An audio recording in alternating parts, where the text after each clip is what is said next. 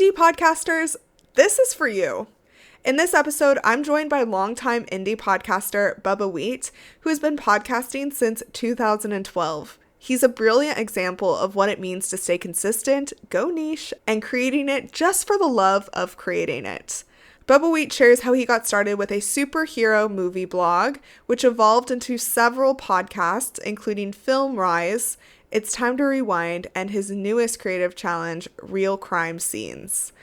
He talks about creating 200 episodes focused solely on time loop movies, as well as breaking down movies minute by minute, and the research and creativity that goes into this. I really want you to listen to this episode and take away of what I talked about in yesterday's espresso shot episode. Your podcast can be whatever you want it to be. There are no rules. So make something that you're proud of and excited about. And that is how it's going to be the best for you, your business, your creativity, and the people that are listening are going to love it too. So enjoy. Welcome to the Podcast Cafe, where we're serving up everything you need to know about podcasting, from tips, stories, and strategies for podcasters from podcasters. I'm your host, Haley Hayhurst, the founder of Espresso Podcast Production, a full-service podcast agency helping business owners, creatives, and thought leaders launch and grow their shows. Whether you're just starting out or want to take your podcast to the next level, this is the place for you. Each week, we'll dive into practical tips, actionable strategies, and of course, stories from other podcasters so that you can build up a podcast that you love and that works for your business. So grab your coffee, get comfortable, and let's get started. Welcome to the Podcast Cafe. Hey Bubbawheat, I am so excited to have you on the podcast today. I was just chatting with you about how I've never had anyone in the TV and movie industry on the podcast, and so your podcast is a perfect way to start off the series. Well, I mean, it's a bit of a, in my opinion, I think it's a bit of a stretch to say I'm in the movie and TV industry, but yes, I am a movie and TV podcaster. No, I love that. It's very cool. Okay, I have to ask you, since we are in the Podcast Cafe, what is your go-to coffee order? I have to know. For a long time, I was not a coffee drinker at all. And then I started kind of working earlier mornings, and then I started drinking coffee, like just kind of regular coffee with a lot of cream and sugar. And then occasionally, I get, the Starbucks, which even though I drink it, I think of most, especially the iced Starbucks coffee, I think of them as adult chocolate milk, because that's kind of, it's basically a caffeinated chocolate milk with, a little extra flavor. But I think my go-to Starbucks order is an iced white chocolate mocha. Yeah, delish. So why don't you just start off by telling us all about your podcast and why you started it? Sure, yeah. I started all the way back in 2012. That's whenever I kind of got into the movie blogging area. I started a superhero movie blog. It was called Flights, Tights, and Movie Nights. And I was just, I wanted to do something kind of niche. And so I set my goal of trying to watch and review every superhero and comic book movie ever made. Was, the lofty goal. And especially in 2012, that's when Avengers came out. And that's whenever, instead of getting, maybe one or two superhero movies a year, we ended up getting like 5 to 10. So it really kind of exploded. And then a few months into doing that, I joined a movie blogging community called the LAM, the Large Association of Movie Blogs, and they had their own podcast, the Lambcast, and that's kind of a group of effort where they would have different topics each week, and they would have sign-ups, so like anybody from the blogging community could come on. And I joined on the Dark Knight Rises episode whenever that movie came out, and then a year or so later I started my own podcast. Or not even, just like a couple months later, I really kind of got the podcasting bug. I started one with like a few people in that community, and then I got kicked out of that one because I think kind of a lack of experience and, my personality. I think in conversations, I tend to get lost in the crowd. But if I'm in a one-on-one, then, I that's where I find my voice. So I started my own podcast, which was a one-on-one where I just have a guest, and that was called FilmWhys. And that was the Why Haven't You Seen This Film podcast. And that was where it gave me an excuse to branch out of the superhero movie realm, and I would have a guest and they would introduce me to like a classic or a cult classic movie that I had never seen before, because there was a lot of those. And then I would introduce them to a superhero movie that they had never seen before. And I did that for several years, around 100 episodes. And then, I took a few years break, and then I started, I've always listened to a lot of movie podcasts, and there's this one kind of niche podcasting community called the Movies by Minutes. And that is where it kind of started and really hit it big with a podcast called Star Wars Minute. And they took the movie Star Wars and they analyzed it 1 minute at a time. Oh my gosh, wow. and they've gone through all the Star Wars movies. So, they've got like over 1,000 episodes, or somewhere, they've done all 9 of the main movies, and then Rogue One and Solo. And a few years into that, and that kind of expanded into their own community. And so I started listening to those podcasts, and I really enjoyed that style. And I wanted to do something that was kind of my own, but kind of in a similar vein. And I started the podcast called It's Time to Rewind. And that is where I take a look at time loop movies and TV episodes, and I break them down one loop at a time. So, of course, I started with Groundhog Day, the time loop movie that everyone knows. And I broke that down into, I think it had 36 loops, and then plus like an extra one before and an extra one afterwards. And that was in like 2021, I think. Mm-hmm. And I've been doing that ever since. So I'm over 200 episodes into that. And I kind of alternate between movies and TV. I did Twilight Zone was after that. There's like several time loop episodes in there. And then I did Time Crimes, which are a couple lesser known time loop movies, but they were fun. I did Buffy and Angel, which they each had like a time loop episode, and that's been a lot of fun getting into those communities. And I've done a few others. I even did my own kind of true movies by minutes format where I did Fight Club, and that was 139 minutes. So that was a lot of fun. And that one too, I was able to reach out, and through podcasting, I've talked to several people in the film industry. Like for Fight Club Minutes, I didn't talk to any major actors, but like if you know the movie at all, there's like the airport security guy that had like 1 minute of screen time. Yeah. I reached out to him. He agreed to talk to me. There's a guy later on, a bartender with like a halo, like a neck brace. Michael Seamus Wiles, I talked to him. And there was like 2 cops near the end that were also kind of just in the movie for a couple minutes. And I talked to both of them individually, and that was a lot of fun. And so I think the biggest actor that I talked to, I did a season on Memento, which most people wouldn't really consider that to be a time loop movie, but I kind of look at it as, it's kind of a time loop from the main character's perspective, because he's kind of, he has like the Dory short-term memory loss. And so he's kind of reliving the same day from his perspective, because everything resets from his point of view.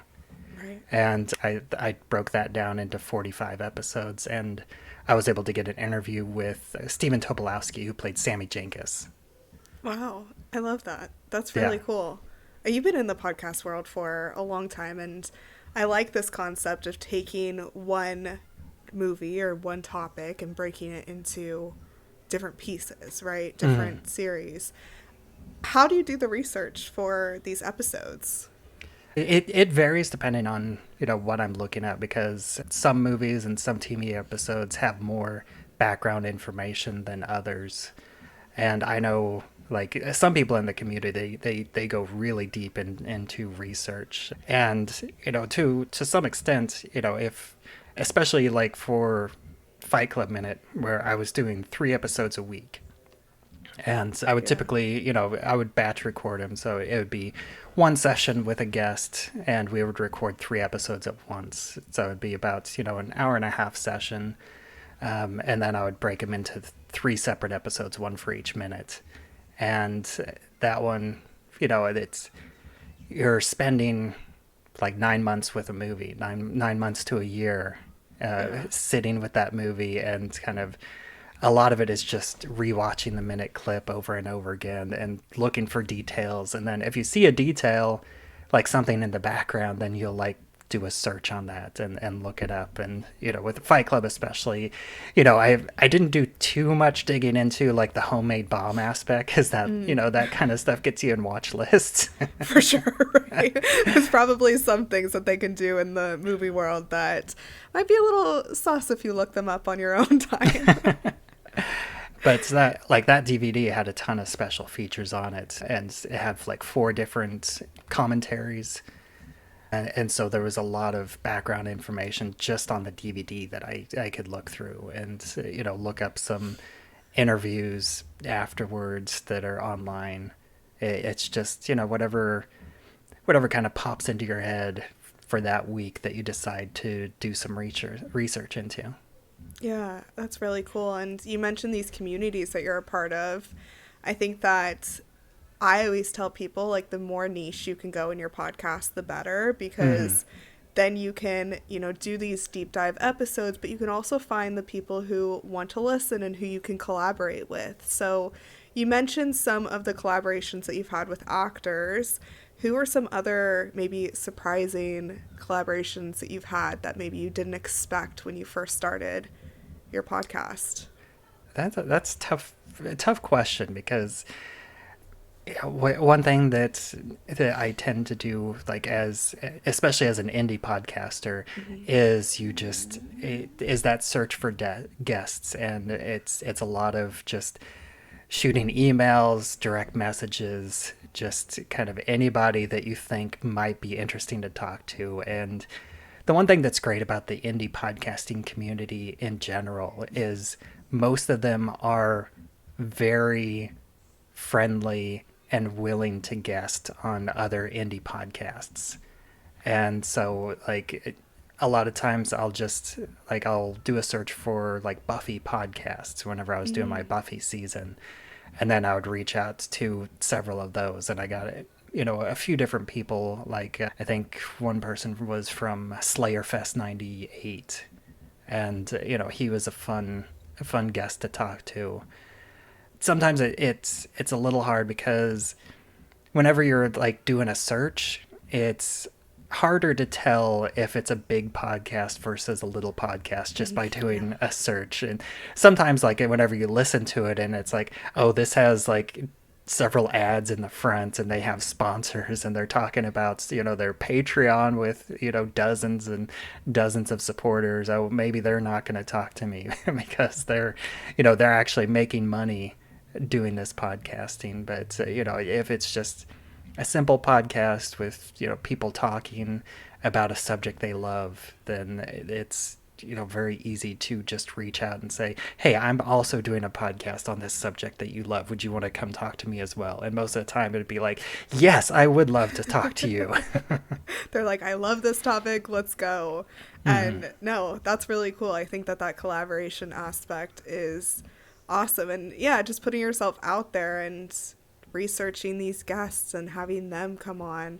I think that, the 2 things I hear most in podcasting is like, how am I going to find enough content to talk about? And then how am I going to find enough people to talk about that too? So, you've had no problem with that, it sounds, with hundreds of episodes. Well, I mean, it does vary. Like right. I will say that my most recent, overall season has been on British sci-fi. I've been doing, kind of not really a deep dive, but I've kind of been doing surface level on Red Dwarf and Doctor Who are kind of the 2 big ones. And, both of them have had a lot of like kind of time loop episodes. I've reached out to a ton of Doctor Who podcasts and Red Dwarf podcasts, and I was kind of surprised that this one has been a little bit tougher. I've gotten quite a few just like no responses, and I've even gotten a couple where I got a response, "Hey, I'd love to come on your show," and then I'm like, "Okay, let's. How about this time?" And then nothing. Right, right. No, and I'm looking at your episode lengths too, and they're, everywhere from 45 minutes to over an hour. So it is really a deep dive that you're going into of these topics. So And a lot of tangents. Well, we all have those, right? Yeah. But that's what makes, your podcast you, and putting your own voice into it.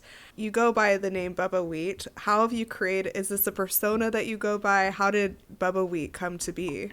I mean, I've told this story many times, and I'm happy to tell it again. It's just one of those things where back whenever I was a teenager, a late teenager, whenever we got Windows 3.1 and AOL, and my biggest thing was, okay, I get my own account, I get my first email address.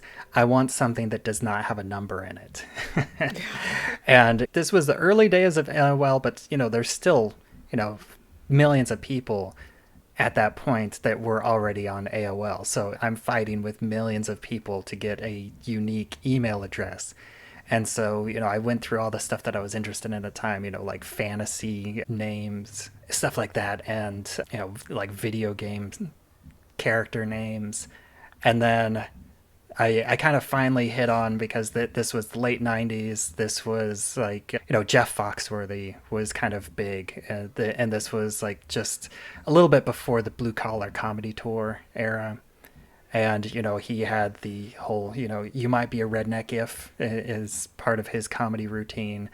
And, me and my friends loved that. And so we kind of, would spin off of that and make up our own like really long hillbilly name. And the one that I came up with was Billy Bob Joe Buckwheat. And that was kind of, I didn't necessarily go by that, but I would kind of use that as a running joke in my friend circle. Yeah. And so I eventually, and on my 30th try to find a name, it's like, okay, let's go this route. And then I shortened that and to, Billy Bob Joe Buckwheat to Bubbawheat, the BB. I love it. Yeah. And all one word, I got it. And, I started using that online as my handle everywhere. And, over 25 years later, it's still, pretty much unique to me. Like if you do a Google search, Bubbawheat, one word, like 99% of the hits is coming back to me and the stuff that I've done online throughout these past 25 years. Very cool. I love that story. Thanks for sharing. Yeah, you've done a ton of episodes, and I don't know if you know this stat, but most podcasts stop after 3 episodes. Did you know that? That's where people drop off. Mm-hmm. And I'm curious what advice you can share from a podcaster to other podcasters who want to make it as far as you have. And, what advice do you have when it comes to consistency, but also just like showing up with reaching out to the right people, connecting with the right people. I know that when you're more niche, it's kind of, you might not be the next like top 10 podcaster, and that discourages people, right? And so I know it's tough on so many levels, especially like in the movie podcasting circle. You want to do like a new release podcast, but there is literally hundreds and hundreds of new release podcasts out there. So how are you going to make a name for yourself in that marketplace? And so you go niche, and then, the problem with being niche is you're a niche. And so you have a niche audience, but if you find that audience, then you have a strong, loyal audience that keeps listening, and you can get feedback, and you'll see consistent likes and stuff from the same people each time. And I think that's great. But really the important thing to know if you're wanting to start a podcast, especially if you're doing it with little to no money and no investments, is like, do it because you enjoy it. Find a topic that you love, find something that you love talking about. And so if you're enjoying the process, then you'll keep doing it. I think a lot of things that sometimes people get hung up on is editing, which I'm one of those crazy people where I don't mind the editing process at all. Like I enjoy it. I've gotten to the point where, when I do the minimum whenever I need to, and I find tricks and tips that help me make things go quicker. I don't spend a ton of time on just editing the regular episodes, and then every once in a while I enjoy like doing a little project that requires a lot of editing, because I do enjoy the process of editing. Like, one thing that I tend to do with the Time Loop podcast is I'll do a different kind of intro music each time. And I'm not a huge musician, but, I'll find some tracks and then I'll layer in clips and then, kind of get that into like a kind of a looping track to have for the opening music, and, finding the right clips for whatever movie or TV episodes that I'm talking about that season, and finding the right backing music and getting permission from the artists. I tend to go like cover artists so I can reach out to them, and so that's been a fun process too, and occasionally frustrating, but typically I have been pretty lucky that for the most part, so the pieces of music that I've found through these artists like on YouTube and such, I've been able to contact them and ask for permission to use their work for my opening, and and let them know that I'm going to be remixing it, so I'm not using just straight, and they've all been pretty happy and generous with giving me the written permission for that.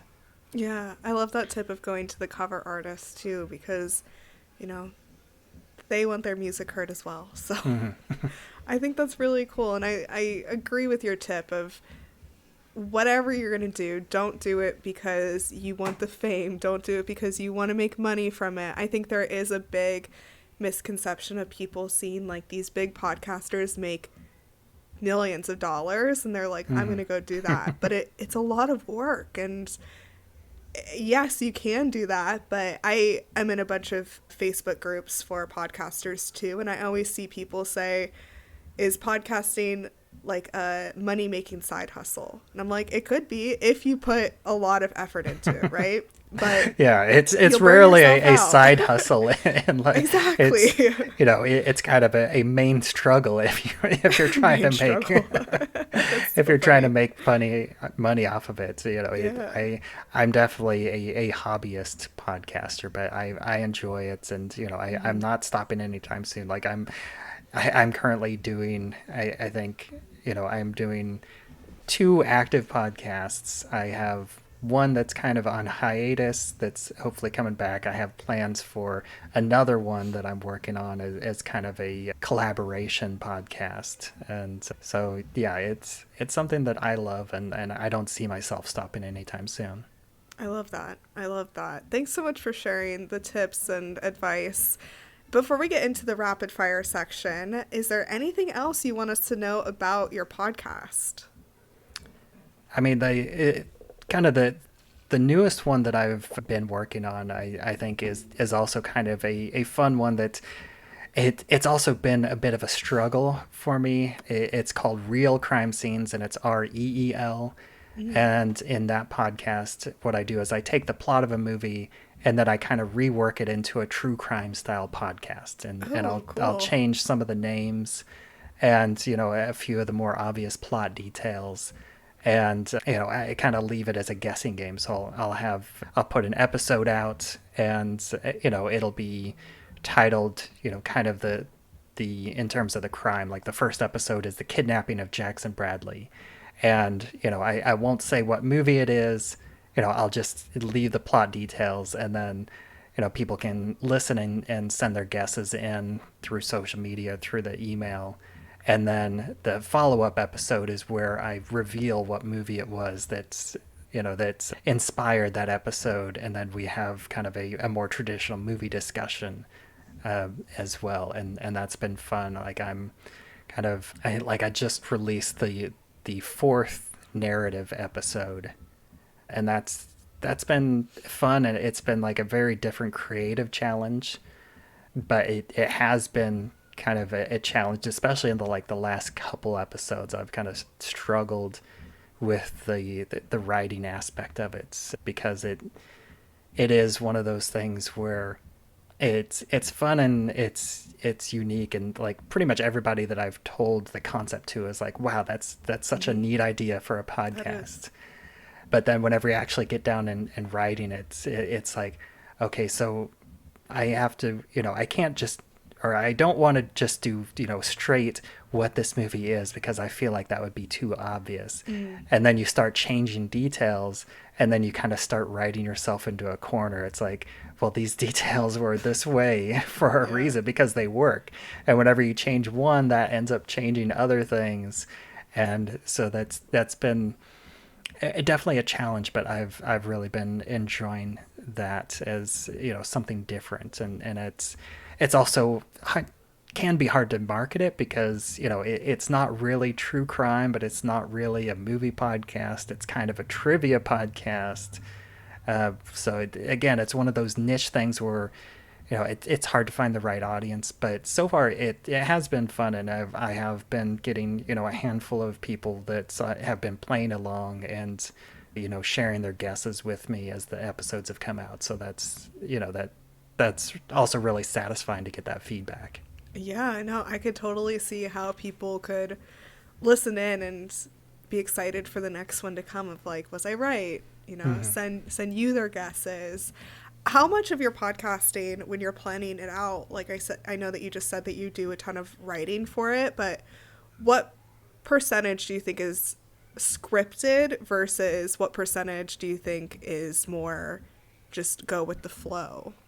The vast majority of my podcasts are just go with the flow. Like it varies how much notes I do. I tend to, funnily enough, the smaller detail that I'm focusing on, the more notes that I tend to write, because I've gone from talking about an entire movie in one episode and versus talking about 1 minute of a movie in one episode. And for the 1 minute of movie, I might have 2 pages of notes that I want to kind of go through and hit on. And then for the entire movie, I won't really take a single note, and I'll just be kind of go with the flow. And then, for that real crime scenes, the narrative episode is 100% scripted. That is, and it's mostly solo. Like I do occasionally have, kind of bring a guest, the one that I'm having the movie discussion with. Sometimes I'll bring them in, and they'll kind of play along like a semi-improv in terms of like an interview, like in terms of like, the true crime style interview with someone involved with the crime scene and stuff like that. And that's been, that's kind of fun too. But yeah, for most of the movie and pop culture discussions, it's typically, not scripted at all. Like I'll just like script the opening, to make sure that that's consistent, and also because I would tend to stumble, I think, if I tried to do it from the top of my head every time. Oh yeah, no, me too. I definitely have parts of my podcast, and most of mine, what I do is just interview style, but whenever I do solo episodes, I definitely have to have a little bit of scripting, or the editing process will be long and grueling. No, that's really cool. Thanks so much for sharing that. I have a few rapid fire questions for you before we wrap up. My first one is, what is the first podcast that you listened to that had like an impact on the way that you podcast now? I mean, that I'm not sure how much of it had an impact, but definitely the first one that I listened to was Smodcast. That's, back in the early days. I remember he only had like 7 episodes out whenever I started listening. And now, he has tons and tons of episodes across, he's constantly like making new podcasts on whichever subject he wants to, or whichever co-host. Like I know he has one with his daughter now. And but yeah, I listened to Smodcast, and that was, I remember I was doing a lot of travel for work. I had kind of a company vehicle, and I did a lot of traveling, and I would actually burn the podcast episodes onto a CD so I could listen to it on the CD player in my work vehicle. Yeah. Because I didn't have, it was before I had a smartphone, and I think even if I did, it didn't have like an aux cable or anything. Yeah. And now, I'm listening to podcasts on Bluetooth and right. and everything. Yeah. But yeah, that one, it was definitely, it definitely cemented my love of podcasts, because I listened to all of the stuff that he put out, and really got into him, and that was that was fun, because his kind of transcends several different topics, because it's a comedy podcast, it's a conversational podcast, it's a movie podcast, because he had, especially in the early days, he had a lot of podcasts talking about his movies. And I think, he talked a lot about Zack and Miri whenever that came out and wasn't successful, and how he dealt with that. And, all of that was really fascinating and interesting. And just him and Scott Mosier was, Kevin Smith and Scott Mosier was just, they have, this decades-long friendship that really came across in their podcasts. I love that. No, that's cool. I'll definitely put that link in the show notes for anyone who wants to check out that podcast too. My next question is, what is your favorite podcast listening platform?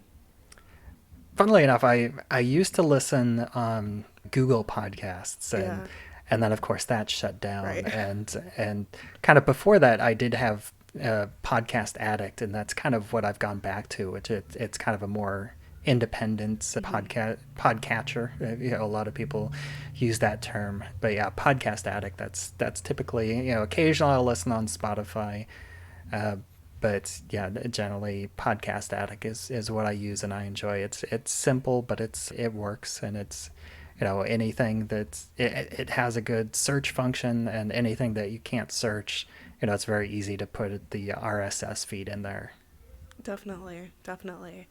Besides your own podcast genre of TV, film, and, these deep dives, what is your favorite genre to listen to? Outside of TV and film, I listen to just a couple true crime podcasts. I really love the podcast Criminal. I've been listening to that for, they've been going for 10 years, and I've been listening to them, almost from the start as well. They are a fantastic, and I love them because, they don't, they do occasionally hit like the gory murders and stuff, but they do a lot of just really interesting discussions about crime in general. And there's a lot of social activism that they cover. And they also have fun episodes. Like, I think that the end of the year, they usually have an animal themed episode, including like a dog from, I think, the 40s that he saved a kid from drowning in a river, and then they found out that after that first one, he kept pushing kids into the river in order to save them to get the reward. That's so funny. It's hilarious. Oh my gosh, I love that. Okay, my next question is, what advice do you have for podcasters? I know you gave us some great advice earlier, but what advice do you have for anyone who wants to break into the podcasting world? Thank you so much for joining me in the podcast cafe. I hope you're leaving with fresh ideas and inspiration to take your podcast to the next level. Well, Remember, I think podcasting is a journey, and the best you don't advice have to do is it alone. just to I'm get out there and do it, every step because of the way. podcasting in Be sure you general follow me has on an Instagram extremely at Espresso low Podcast bar Production, for or visit entry, especially these days, espressoPodcastProduction.com because for you more have tips, resources, and you behind have the scenes Spotify for insights. podcasters. I'd love to especially hear right about your now, which podcasting that journey. is If really you've the enjoyed kind of the today's biggest episode, free hosting make sure you hit service. subscribe And, so you never miss for an a long time, episode. it And was if you're feeling extra difficult generous, to find I'd love free it if you could hosting, leave me which a it was review on something that Apple kind of Podcasts or baffled Spotify. me. It helps more Because, podcasters you have just like you YouTube, find the which show. is this Until next free time, video grab your hosting coffee, platform keep creating, and that's I'll been see you around back for here in years the and Podcast years. Cafe. And yet audio is so much smaller than video, so it's like, why isn't there any free audio hosting services?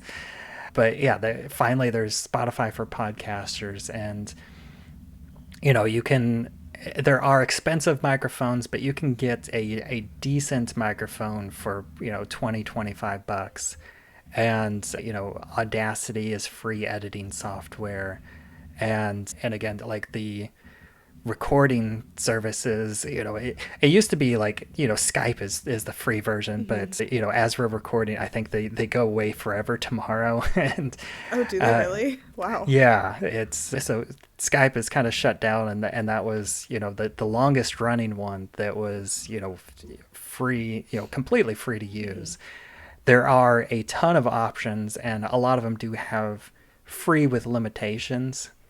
But it's not too hard to find something that works within your means, that is at least free to try out, to get you started, and then just record a couple episodes. You don't have to post it if you don't want to, just to get a feel for it. And then whenever you do start posting it, just don't limit your expectations. You're not necessarily going to get listeners right away, depending on what niche you're in. And I do think it's important to find the right niche for you, because it's easy to just go broad. It's again, there's millions of podcasts that's just general comedy. We're just talk about whatever we want to talk about. And there's tons of movie podcasts, there's tons of self-help, there's tons of lifestyle, whatever topic you are passionate about. And really the passion is the important part, because that will come through. And if you're passionate and you enjoy what you're doing, the listeners will eventually find you. Absolutely. No, I love that. My last question for you is, what is the most surprising thing that you've learned about yourself through podcasting? I think just the kind of the fact that I'm, I guess, halfway decent at it. Because growing up, I was referred to for a long time as Silent Bob, because I have a very introverted personality. But, get me talking about something that I'm interested in, that I'm passionate about, then that's when you can't get me to shut up. And so, like, podcasting, talking to people, especially one-on-one, is something that I've found that I've really enjoyed, and that it has been kind of surprising for someone that, spends a lot of time avoiding social activities. Yeah. I love that. Thank you so much for taking the time to talk all about your podcast today. Give us insights into the past over decade that you've done in podcasting. Not many people make it that far in the podcast industry, so I really appreciate you sharing all of that. And then also, I mentioned this to you, where I usually stay in the business space and, a lot of business podcasts, but I think it's so important for us to look at all different industries in podcasting and see what other people are doing in the world that is really unique, and give us all ideas of how we can up our game in this, it's podcasting. It's been around for a while, but it's still new and it's still changing all the time. Everything in it. I mean, when I first started in 2018, video podcasts did not exist, right? Like, no one was doing that. And now it's like full on productions with big, Diary of a CEO is a huge podcast in the business world. He has a team of 70 people for his podcast, right? It's changing. Yeah, and it so used to much. be that, there used to be so many like rewatch podcasts of people going through and, going through old series, like Buffy, like Doctor Who, like all that. And now there's so many of like cast rewatch, where the cast of a show actually go back and rewatch their own show and have a podcast about it, like the Office ladies. And I see, I know there's the West Wing. I don't think that one is specifically people involved with the show, but they have a lot of cast and crew that have guested on that show. And I believe even The Simpsons, I think Yardley Smith has talked about that there might be doing a rewatch podcast. And like Juliet Landau that played Drusilla in Buffy, she's doing a rewatch podcast. It seems like I almost feel like that's like the new commentary, instead of them doing a commentary because DVDs are kind of going out of fashion for streaming. Now it's the cast rewatch podcast that's kind of the new commentary. Oh, that's so interesting. Yeah, it's so cool to see how it's ever evolving, and I think it's important to have these conversations to just show what you're doing and show it's working and all of that. So I really appreciate you taking the time today. Thank you so much. Absolutely. It was a lot of fun. Yeah, and I'll put all of your links in the show notes to your link tree where people can find all of the different podcasts that you currently have or have had in the past, as well as the blog that you were telling us about. So thank you. Thank you so much for joining me in the Podcast Cafe. I hope you're leaving with fresh ideas and inspiration to take your podcast to the next level. Remember, podcasting is a journey and you don't have to do it alone. I'm here to help you every step of the way. Let's connect. Be sure you follow me on Instagram at Espresso Podcast Production or visit espressopodcastproduction.com for more tips, resources, and behind the scenes insights. I'd love to hear about your podcasting journey. If you've enjoyed today's episode, make sure you hit subscribe so you never miss an episode. And if you're feeling extra generous, I'd love it if you could leave me a review on Apple Podcasts or Spotify. It helps more podcasters just like you find the show. Until next time, grab your coffee, keep creating, and I'll see you back here in the Podcast Cafe.